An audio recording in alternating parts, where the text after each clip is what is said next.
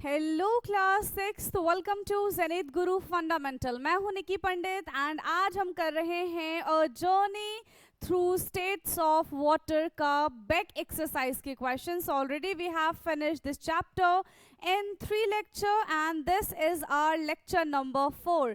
So I hope कि आप सब तक मेरी आवाज़ एकदम क्लियर पहुंच रही होगी। Let's start today's class and देखते हैं कि इस चैप्टर में किस किस टाइप के क्वेश्चन हैं and we are able to answer that question so not, है ना। तभी तो हमें पता चलेगा कि हमने ढंग से पढ़ाई की है कि नहीं की है, राइट? चलो, so the first question is, कहाँ है हमारा पहला question? Okay, now the first question is this, which of the following best describe condensation. Condensation यहाँ पे कौन बिल्कुल अच्छे तरीके से डिस्क्राइब कर रहा है? So the conversion of water into its vapour state, a process of water changing from a liquid into gaseous state, the formation of cloud from tiny water droplets, and the conversion of water vapor into its liquid state. Now the condensation process in which water vapor is converted into liquid, है ना। Condensation एक ऐसा process होता है जहां पे water vapour किस में कन्वर्ट हो जाता है? लिक्विड में कन्वर्ट हो जाता है जब वाटर वेपर का टेम्परेचर कम होगा। तो क्लियर है? सो यहाँ पे क्या हो जाएगा? Water vapour into its liquid, right. Fourth option हमारा यहाँ पे करेक्ट होगा। Now next question, question number 2। So in question 2, identify in which of the given process evaporation is very important. ठीक है, evaporation is very important. Okay, so कौन सा यहाँ पे गिवन प्रोसेस में इवापोरेशन बहुत ज्यादा इंपॉर्टेंट होगा? Colouring with crayon, water colour, acrylic colour and pencil colour. तो कहाँ पे इवापोरेशन इंपॉर्टेंट होगा? किस में? देखो, क्रियॉन्स है, एक्रिलिक कलर है, पेंसिल कलर है, तो इसमें तो evaporation is not possible, but water colour में evaporation is possible. Now writing on a paper with, किससे लिखेंगे? Pencil, ink pen and ball point pen. तो अगर हम इंक पेन से लिखते हैं तो that will evaporate, that will have the chance to evaporate, right. तो इसका करेक्ट आंसर क्या हो जाएगा? B, that is ink pen. Now अब हम आ जाते हैं क्वेश्चन नंबर 3 पे। So question number 3 is, we see green coloured plastic grass. हाँ, हमने ग्रीन कलर के प्लास्टिक ग्रास देखे हैं, आजकल हर जगह हमें लगाए हुए मिल जाते हैं, है ना। Eight many places these days space around natural grasses feels cooler than space around the plastic grasses. Can you find out why? तो देखो, भले ही वो नकली हो, ठीक है, कैसे होते हैं वो? नकली होते हैं, है ना, और लेकिन सुंदर तो दिखते हैं, ठीक है, तभी लोग लगाते हैं। लेकिन वहाँ पे सुंदरता के बारे में बात नहीं की जा रही है, यहाँ पे बात की जा रही है कि जो नेचुरल ग्रास होते हैं वो हमें कूल प्रोवाइड कराते हैं, है ना, वो हमें ठंडा ठंडा फील कराते हैं। लेकिन वहीं जो ये प्लास्टिक के ग्रास होते हैं ये ऐसा कुछ भी नहीं करते हैं। तो व्हाट इज द रीजन? सी, जो नेचुरल ग्रास होते हैं, ठीक है, वो क्या करते हैं? वो ट्रांसपिरेशन करते हैं, वो इवापोरेशन करते हैं। And in this chapter we have learn that कि इवापोरेशन कॉज कूलिंग, ठीक है, और वही ट्रांसपिरेशन, वही इवापोरेशन प्लास्टिक का ग्रास थोड़ी कर पाएगा, वो तो नहीं कर पाएगा। तो वहां से हमको कूलिंग मिलती ही नहीं है, right. So natural grass cools the surrounding area, है ना। Natural grass cool the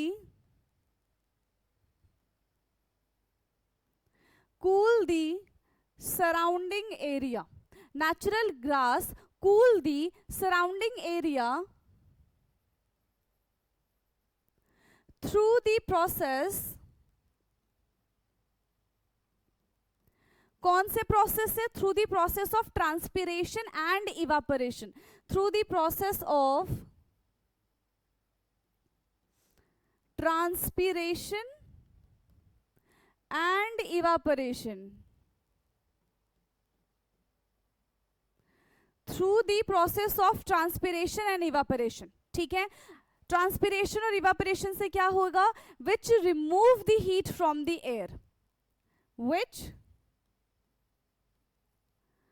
remove the heat from air. ठीक है, जो एयर से क्या करेगा, जो हमारे सराउंडिंग से क्या करेगा, हीट को रिमूव कर देगा. और यही चीज प्लास्टिक का ग्रास नहीं कर पाता है. So plastic grass do not have this cooling effect and remove the heat from air.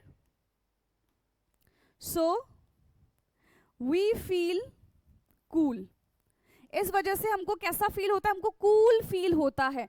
And plastic bag, sorry, plastic grass, not bag, plastic grass do not show, plastic grass do not show or do not have this cooling effect, do not have this cooling effect. Plastic grass के पास ये cooling effect नहीं होते हैं because it does not allow, ठीक है, because it does not allow for evaporation of water, because it does not allow for evaporation of water. ठीक है, ये अलाउ नहीं करता है इवापोरेशन, जबकि नेचुरल ग्रास जो है वो इवापोरेशन अलाउ करता है और साथ ही साथ वो ट्रांसपिरेशन का प्रोसेस भी करता है. ठीक है, इवापोरेशन तो करेगा ही करेगा, साथ ही साथ कौन सा प्रोसेस भी करेगा, ट्रांसपिरेशन का प्रोसेस भी करेगा. Next question, question number 4.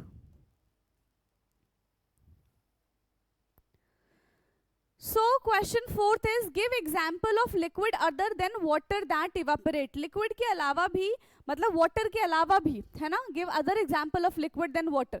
Water के अलावा हमें अदर लिक्विड्स के बारे में बात करना है जो इवापोरेशन शो करते हैं. सो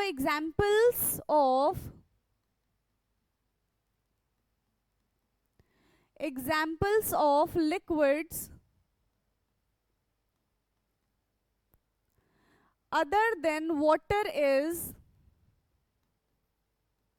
examples of liquid other than water is क्या हो जाएगा, जैसे कि एल्कोहल.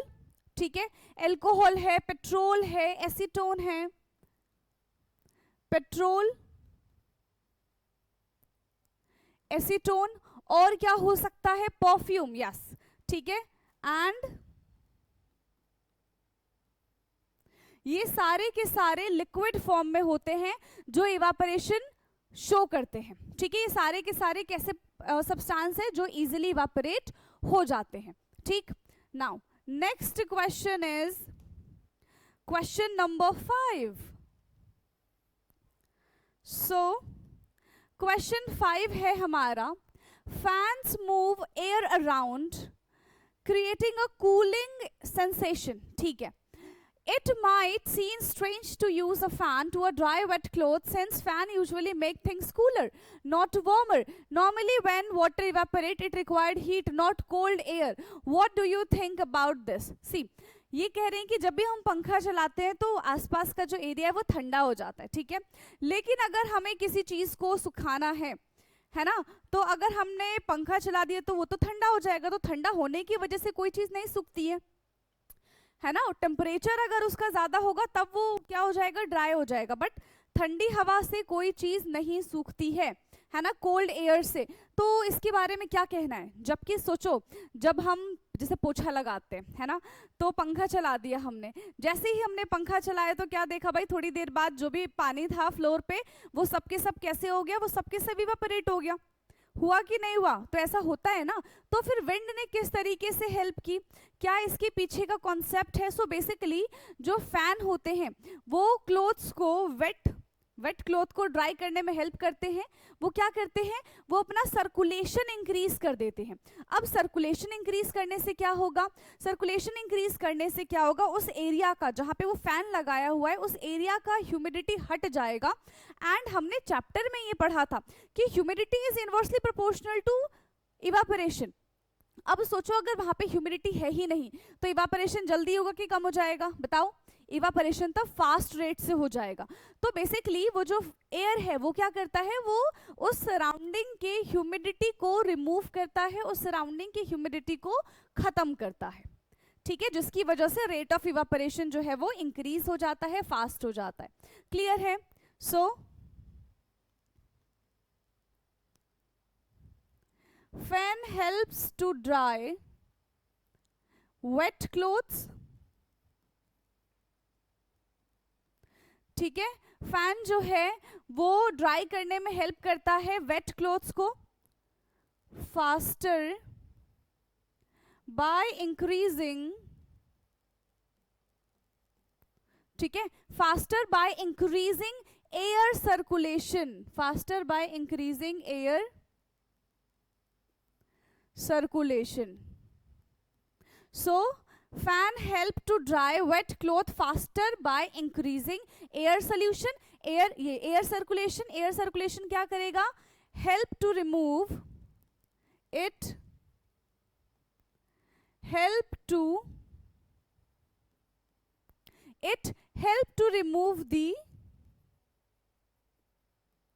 humid air, ठीक है, ये क्या करेगा, आसपास से ह्यूमिड एयर को हटा देगा, ठीक है, आसपास से क्या करेगा, ह्यूमिड एयर को हटा देगा, कहां से, near the wet cloth, humid air near the,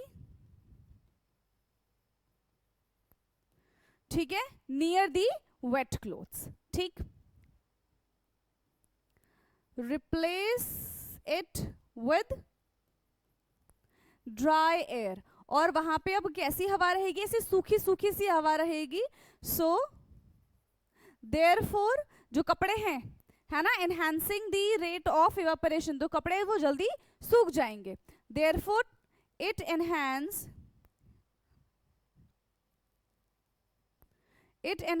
the rate of evaporation, ठीक है, therefore it enhance the rate of evaporation. So this is question number 5. क्या इतना क्लियर है? बढ़ जाए अब अपने नेक्स्ट क्वेश्चन की तरफ, question number 6.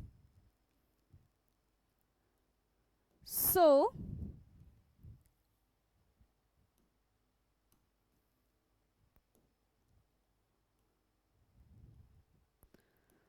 okay. So question 6th is, क्या है भाई question number 6? Usually when sludge is removed from the drain, it is left in a heap next to the drain for 3 to 4 days. Afterward, it is transported to the garden or a field where it can be used as a manure. This approach reduces transportation cost of the sludge and enhance the safety of individuals handling it. Reflect upon it and explain how. तो देखो यहाँ पे क्या कहा जा रहा है कि जब भी क्या क्लीन किया जाता है, जब भी यहाँ पे ड्रेन को क्लीन किया जाता है, ठीक है, तो पानी पानी तो बहा देंगे, उसमें से क्या निकल जाएगा, जो वेस्ट है, जो स्लज है, वो बाहर निकाल के रख दिया जाता है। एंड कुछ टाइम के बाद ऑफ कोर्स बहुत सारा स्लज होगा वहाँ पे, तो उनका एक हीप बन जाता है।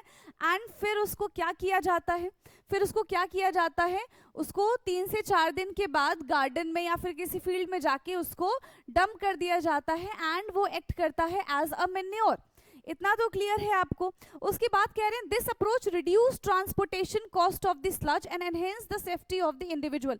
तो ये जो अप्रोच है, ठीक है, ये स्लज की ट्रांसपोर्टेशन को रिड्यूस करता है एंड इंडिविजुअल की सेफ्टी को एनहांस करता है। कैसे? देखो, जब हम स्लज को ड्राई होने दे रहे हैं तो उसका वेट जो है वो डिक्रीज हो जाएगा, है ना, उसका वेट, उसका वॉल्यूम सब डिक्रीज हो जाएगा। क्यों? क्योंकि उसमें जितना भी अमाउंट ऑफ वाटर था वो सबके सब इवापोरेट हो चुका है ना, वो सबके सब क्या हो चुका है, इवापोरेट हो चुका है। So we decrease the transportation cost, क्योंकि उसका वेट कम है, उसका वॉल्यूम कम है, तो ज्यादा स्लज हम बोल सकते हैं कि एक साथ लेके जा सकते हैं आफ्टर 3 to 4 डेज। अगर ऑन द स्पॉट हमने किया तो वो हैवी वेट हो जाएगा, उसका वॉल्यूम ज्यादा हो जाएगा, so it will cost more.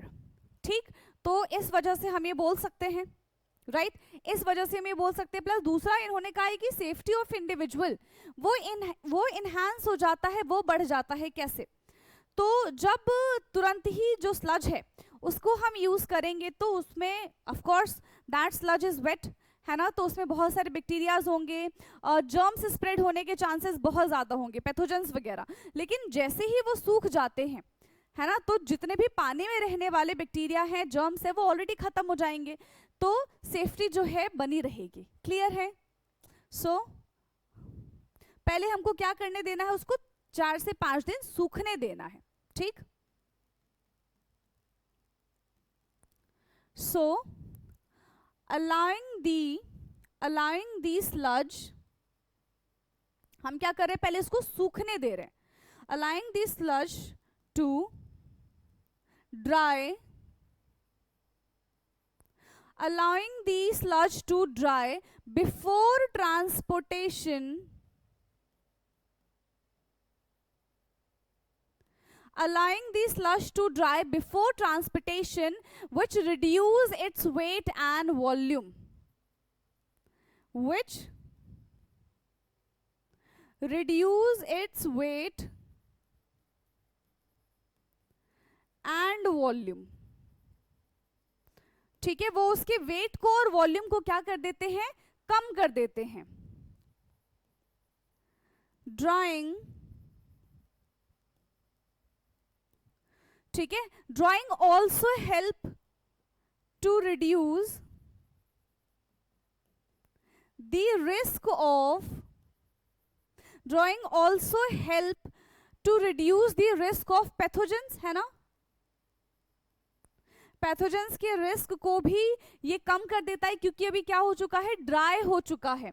Which make sludge easier and safer to handle, which make sludge easier and safer to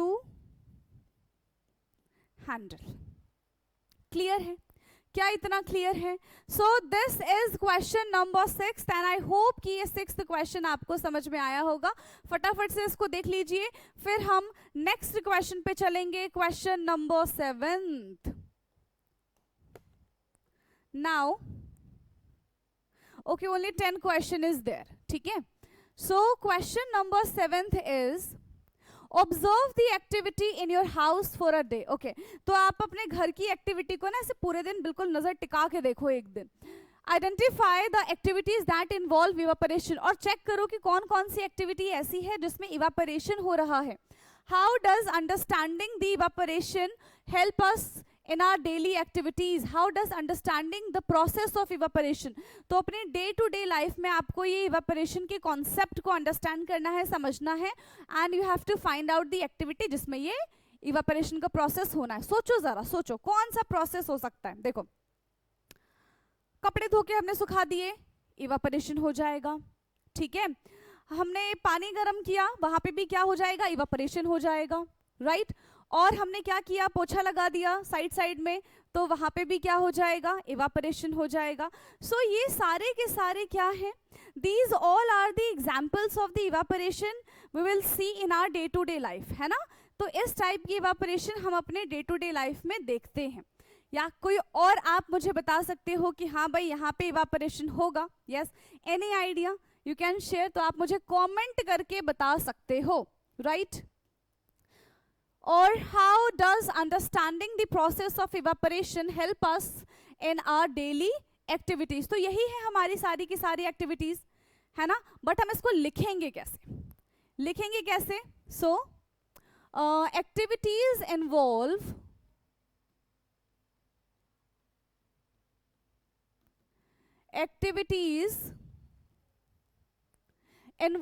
evaporation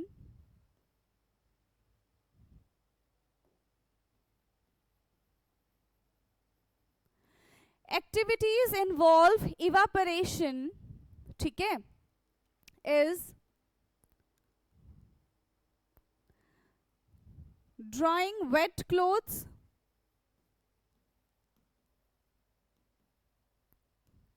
ठीक है। एक तो ये हो गया कि हम गीले कपड़े सुखा रहे हैं, राइट। एक हमारा एग्जाम्पल ये हो सकता है। दूसरा क्या है, boiling water,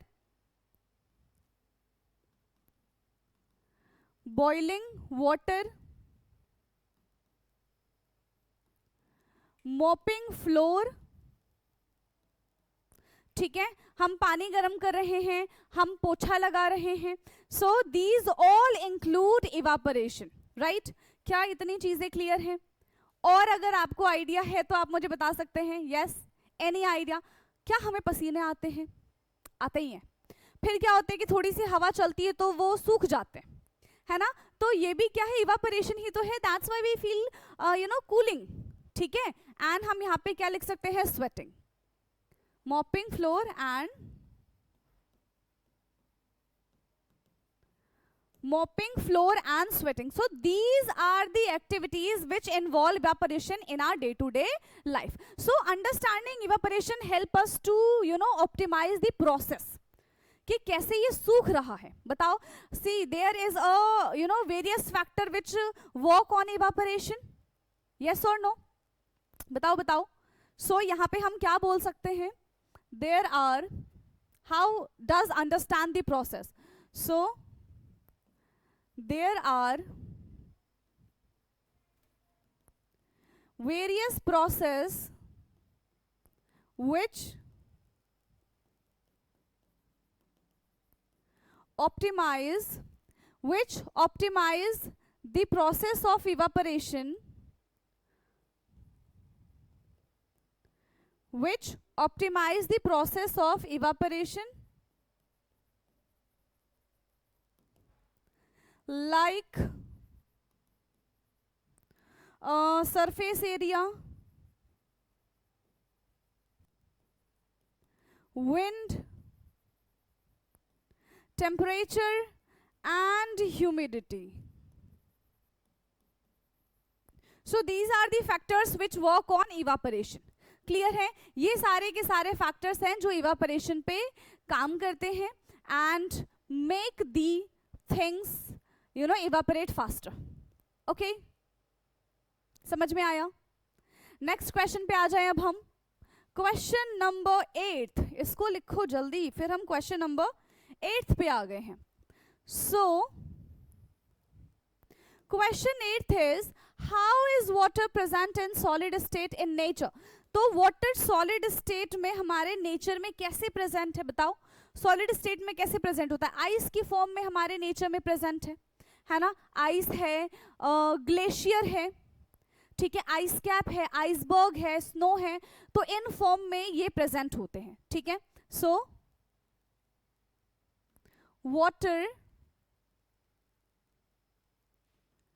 present in the solid state in nature as ice, ठीक है. कैसे होगा? ice in glacier. Ice cap के बारे में बात कर लूं, ठीक है, आइसबर्ग के बारे में बात कर लूं and snow. So in forms में आइस प्रेजेंट होता है, यानी कि वाटर प्रेजेंट होता है. Clear? Now next question is question number 9. Next question है हमारा question number 9. So question 9th is reflect on the statement water is our responsibility, है ना. Reflect on the statement that water is our responsibility before it is our right. Share your thought. Yes. तो देखो, पानी का use करना is our right, but उससे पहले उसको सेव करना इज आवर रिस्पॉन्सिबिलिटी. तो आप इस चीज को किस तरीके से बताएंगे, आप इस चीज को किस तरीके से रिफ्लेक्ट करेंगे, किस तरीके से एम्फसाइज करेंगे, ये हमको बताना. See, water is the main source. हम ऐसा बोल सकते हैं कि भाई हमारे लिए तो वाटर इज वेरी इंपॉर्टेंट, है ना. वाटर हमारी रिस्पॉन्सिबिलिटी है. Water is very important for us. Why? Because water is essential for our life. ठीक है, वाटर क्या है? हमारे लिए बहुत ज्यादा एसेंशियल है. हमारे हर एक काम के लिए वाटर की रिक्वायरमेंट होती है. अगर हम उसका मिसमैनेजमेंट करेंगे, उसको वेस्टेज करेंगे, सो वो क्या करेगा? फिर हमारे आसपास वाटर की स्कार्सिटी हो जाएगी, हमारे आसपास वाटर की कमी हो जाएगी. यस. सो क्या लिखेंगे हम? this statement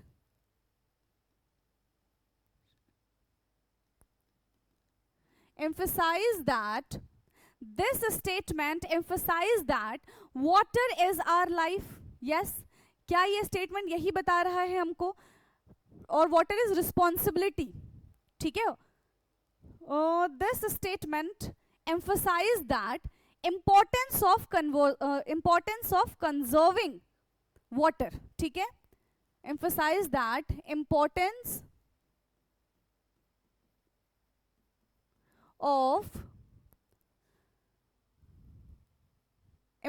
of conserving and responsible management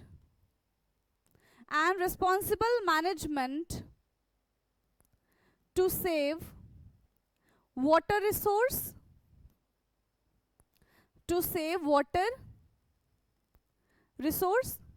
ठीक है. यही ये लाइन हमको यही बता रहा है, right. Y?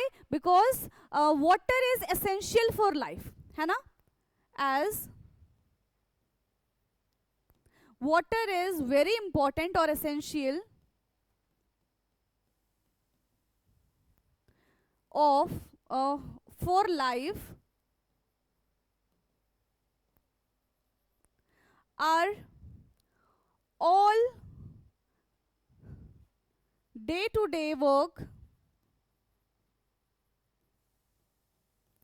depends on water. हमारे दिन भर के सारे काम किस पे रिस्पॉन्सिबल है, किसकी वजह से होते हैं? पानी की वजह से होते हैं, राइट. तो इसीलिए हमको क्या करना चाहिए? पानी की जो अवेलेबिलिटी है वो हमारे लिए बहुत ज्यादा इंपॉर्टेंट है ना. Mismanagement and wastage can lead the scarcity, right. Miss management and wastage leads the scarcity. ये क्या करेंगे? ये हमारे आसपास पानी की कमी कर देंगे, ठीक है. एंड यहां से हमारा जो एनवायरमेंट है वो क्या हो जाने लग जाएगा? वो डिग्रेड होने लग जाएगा, ठीक है. And environmental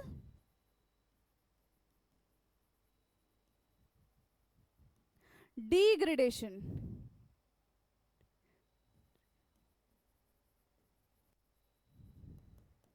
and environmental degradation होना स्टार्ट हो जाएगा.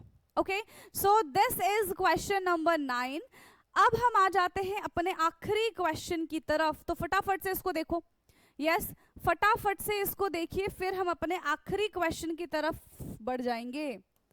सो our last question is question number 10th.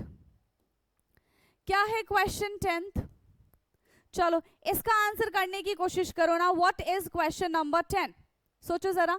The seat of the two wheeler parked on a sunny day has become very hot. How can you cool it down? तो हम इसको कैसे cool करेंगे? हम उसके ऊपर थोड़ा बहुत पानी डाल देंगे, है ना. तो क्या होगा? पानी डालते ही उसके ऊपर की जितनी भी हीट थी वो सबके सब इवापोरेट हो जाएगा और वो सीट जो है वो कूल डाउन हो जाएगा, ठीक. So to cool down the cool down the hot seat, we can pour water over it, ठीक है. we can pour, हम क्या pour कर सकते हैं? उसके ऊपर पानी pour कर सकते हैं. ये क्या करेगा? ये इवापोरेशन कॉज करेगा, ठीक है. It allow the water to evaporate, ठीक है. ये वाटर को क्या करेगा? इवापोरेट करने के लिए. देखो, क्योंकि टेम्परेचर ज्यादा है, पानी डालेंगे तो वो कहाँ जाएगा? वो इवापोरेट ही तो होगा, है ना.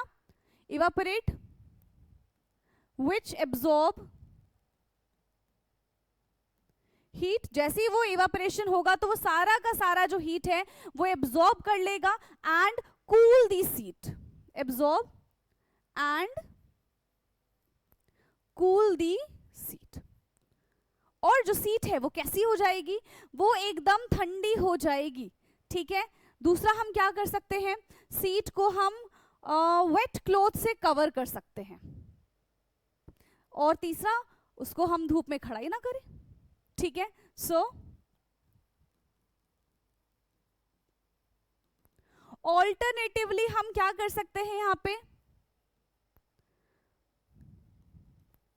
कवरिंग दी सीट, ठीक है, alternatively covering the sheet with wet cloth, sheet with wet cloth, और दूसरा काम क्या बताया था, व्हीकल को हम शेडेड एरिया में रख देंगे, ठीक है, और मूविंग दी व्हीकल्स इन शेडेड एरिया, ठीक, उसको क्या कर दो, शेडेड एरिया में रख दो, समझ में आ गया, तो भी वो कूल डाउन हो जाएगा। तो यहाँ पे हमारे टोटल 10 के 10 क्वेश्चन होते हैं ओवर, यानी कि चैप्टर हो गया हमारा पूरा कंप्लीट। 8th चैप्टर हमने यहाँ पे बहुत अच्छे ढंग से कर लिया है कंप्लीट विद क्वेश्चन आंसर। अब क्या करें भाई हम, अब तो हमें नया चैप्टर स्टार्ट करना पड़ेगा, है ना, और साथ ही साथ देखो आपका रिवीजन भी स्टार्ट हो रहा है ना, जिसमें हम हर एक चैप्टर के मल्टीपल चॉइस क्वेश्चंस को सॉल्व करेंगे। तो उसमें भी आपको पार्टिसिपेट करना है, उसकी एक अलग प्लेलिस्ट रहेगी, तो आप उसको जाके चेक कर सकते हैं। ओके, सो बाकी का discussion we will do in our next class. तब तक के लिए पढ़ते रहिए। Thank you so much.